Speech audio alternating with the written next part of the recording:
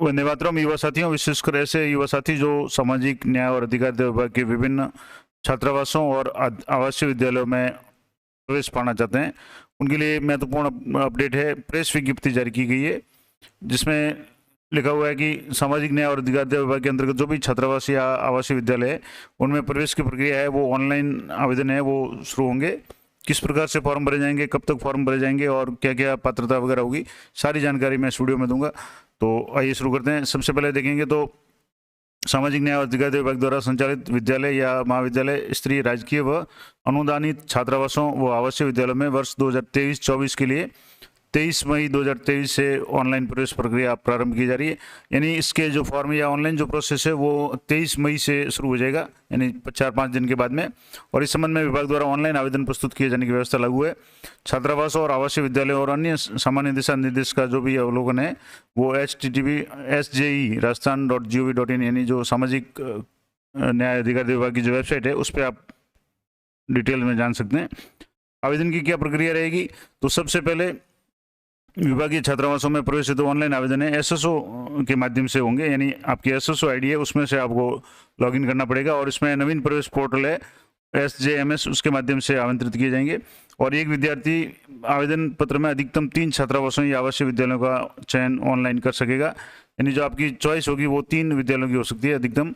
और पूर्व में प्रवेश हेतु उत्तीर्ण विद्यार्थी जो इस वर्ष छात्रावास में प्रवेश लेना चाहते हैं उन्हें भी नवीन प्रवेश हेतु पोर्टल पर आवेदन प्रस्तुत करना होगा। यानी पहले से अगर अध्ययनरत है और अगले साल में प्रवेश लेना चाहते हैं तो उनको भी आवेदन करना पड़ेगा।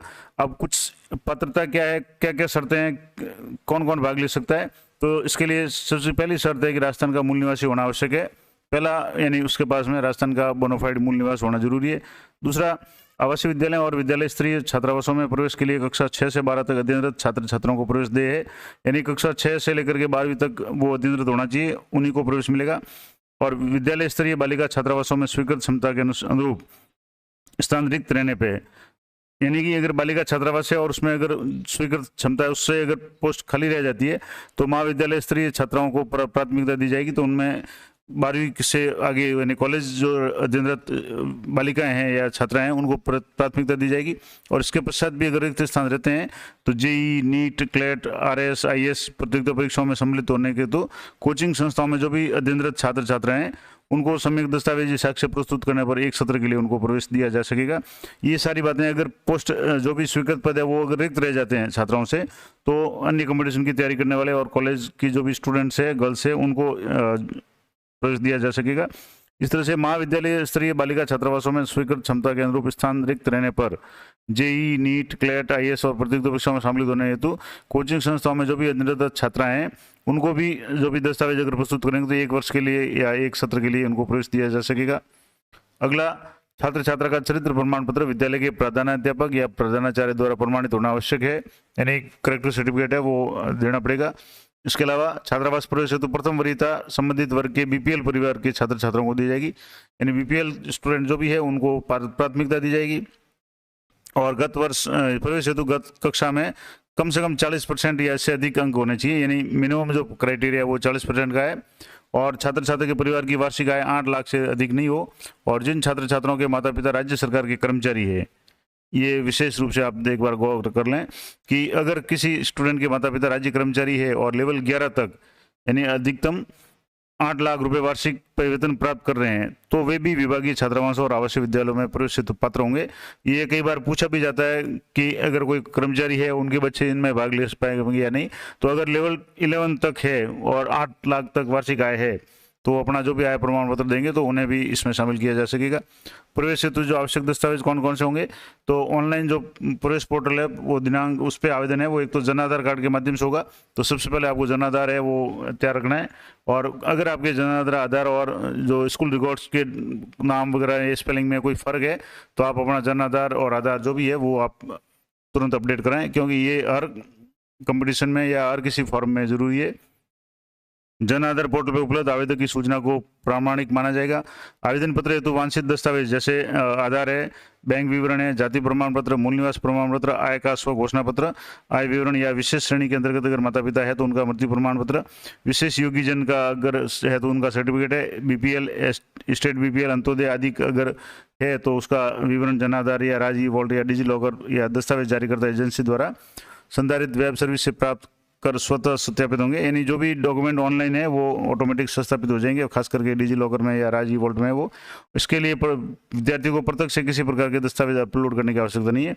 अगर डॉक्यूमेंट ऑलरेडी अपलोड है या डिजी लॉकर में है तो वो ऑटो हो जाएंगे।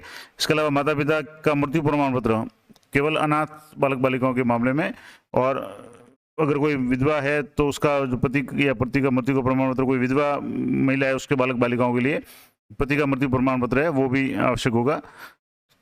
इसके अलावा निष्क्रमणीय पशु पालक होने की स्थिति में केवल निष्क्रमणीय पशुपालकों के जो आवासीय विद्यालय है उनके लिए है, तो उनके लिए जो भी प्रमाण पत्र है वो, और या राज्य के भिक्षावर्ती अवांछित वृत्तियों में लिप्त परिवारों के होने का प्रमाण पत्र, केवल भिक्षावर्ती व अवांछित वृत्तियों में लिप्त परिवारों के आवासीय विद्यालय जो भी उनके लिए अधिकृत है उनमें प्रवेश के लिए उन संबंधित जो भी दस्तावेज है वो होने जरूरी है। प्रवेश हेतु आवेदन करने की अंतिम तिथि है 27 जुलाई 2023 नियत है, यानी काफ़ी लंबा समय दिया गया है। अब इसमें कुछ जो वरीयता है वो किस प्रकार रहेगा कि आवासीय छात्रावासों और आवासीय विद्यालयों में प्रवेश हेतु वरीयता क्रमांक इस प्रकार रहेगा। सबसे पहले जो पूर्व में आवासरत छात्र छात्राएं हैं उनको वरीयता दी जाएगी। उसके बाद में कोरोना वैश्विक महामारी में अनाथ या विधवा अगर कोई है उनके पुत्र पुत्रियों को वरीयता दी जाएगी। उसके बाद में अनाथ छात्र छात्राओं को, फिर विधवा या परित्यक्ता स्वयं या उनके या विशेष योगीजन अगर स्वयं है तो वो, या विधवा परित्यक्ता के छात्र छात्रा या विशेष योगीजन परिवार के जो भी छात्र हैं बच्चे हैं उनको वरीयता दी जाएगी। उसके बाद में बीपीएल परिवार के छात्र छात्राओं को, और उसके बाद में 8 लाख तक वार्षिक आय वाले जो भी परिवार वाले है, और कर्मचारी के मामले में अगर लेवल 11 कार्यरत कोई भी कार्मिक है और अधिकतम 8 लाख रुपए वार्षिक आय तो राज्य सरकार कर्मचारियों के पुत्र पुत्री इनको वरीयता दी जाएगी। ये तो सबसे पहले जो पहले से अध्ययनरत छात्र छात्रा उनको वरीयता दी जाएगी, और इसी क्रम में अलग अलग वरीयता क्रम इसमें दिया हुआ है। और एक विशेष विवरण दिया हुआ है, 40% या अधिक अंक प्राप्तांक करने वाले बालक बालिका गत वर्ष के बालक बालिकाओं को प्राप्तांकों को अवरोही क्रम के अनुसार वरीयता दी जाएगी। और विभागीय छात्रावासों और आवासीय विद्यालयों में प्रवेश हेतु नियत वरीयता अनुक्रम विभागीय आदेश क्रमांक 29/428 और 7/5/2015 के अनुसार होगी, यानी जिसका पूर्ण विवरण है वेबसाइट पे आप देख सकते हैं।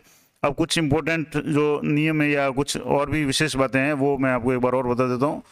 छात्रावासों और आवासीय विद्यालय में 100% प्रवेश हेतु निम्नानुसार निर्देशित किया जाता है कि सबसे पहले तो छात्रावासों में 100% प्रवेश सुनिश्चित करने हेतु जिलाधिकारी स्थानीय समाचार पत्रों में विज्ञप्ति जारी करेंगे। छात्र छात्रावासों में प्रवेश हेतु विद्यालयों के प्रधानाध्यापकों या महाविद्यालय के प्राचार्यों से भी संपर्क स्थापित कर प्रवेश की कार्रवाई करेंगे। समस्त जिलाधिकारी अपने जिले में संचालित जो भी आवासीय या छात्रावास वगैरह या आवासीय विद्यालय उनमें प्रवेश के लिए स्थानीय महाविद्यालय या छात्रावासों के प्राचार्यों से संपर्क करेंगे। और इसके अलावा छात्रावासों में प्रवेश की कार्रवाई कराने हेतु संपर्क करेंगे और इस परिणाम स्थानीय समाचार पत्रों में निःशुल्क प्रेस नोट प्रकाशित करवाएंगे।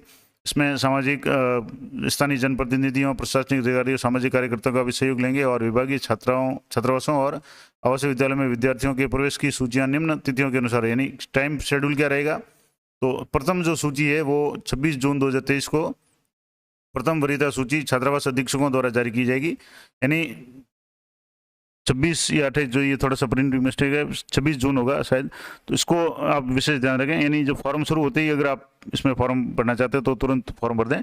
और 26 जून को ये पहली लिस्ट है वो जारी की जाएगी। और प्रथम वरीयता सूची में आए छात्र छात्राओं को छात्रावास में प्रवेश हेतु 8 दिन, यानी 3/7 से लेकर के, मतलब जैसे 26 से लेकर के 3/7 तक का जो समय दिया जाएगा, 8 दिन के अंदर इनको जो भी प्रवेश प्रक्रिया है जिसमें डॉक्यूमेंट वेरिफिकेशन वगैरह जो भी होगा वो पूरा करना होगा। और प्रवेश के इच्छुक जो भी छात्र छात्रा हैं वो छात्रावास अधीक्षक को कॉशन मनी जमा करवाएंगे। और अधीक्षक कॉशन मनी जमा करने के पश्चात ही छात्रावास में प्रवेश सुनिश्चित करेंगे। और कॉशन मनी की राशि और रसीद नंबर है वो ऑनलाइन पोर्टल पर दर्ज करेंगे। तो ये इंपॉर्टेंट थी। इस तरह से जो भी इसमें सबसे पहले आप टाइम का ध्यान रखें कि 23 मई से फॉर्म शुरू हो जाएंगे। और हालांकि तारीख इसमें जो लास्ट तारीख काफ़ी लंबी दी हुई है, लेकिन जो इसमें दिया हुआ कि जो डॉक्यूमेंट हो या फर्स्ट जो लिस्ट वगैरह है वो जारी हो जाएगी, तो वो आप ध्यान रखें। जैसे ये 26 जून को जारी हो जाएगी, उसके बाद में द्वितीय सूची 10 जुलाई को होगी और तृतीय सूची है वो 28 जुलाई 2023 को जारी होगी। इस तरीके से ये महत्वपूर्ण अपडेट थी। आशा करता हूँ ये जानकारी आपके लिए उपयोगी रहेगी। इसी तरह के अपडेट के लिए चैनल पर बने रहें। मिलते हैं नेक्स्ट वीडियो में, तब तक जय हिंद, जय भारत।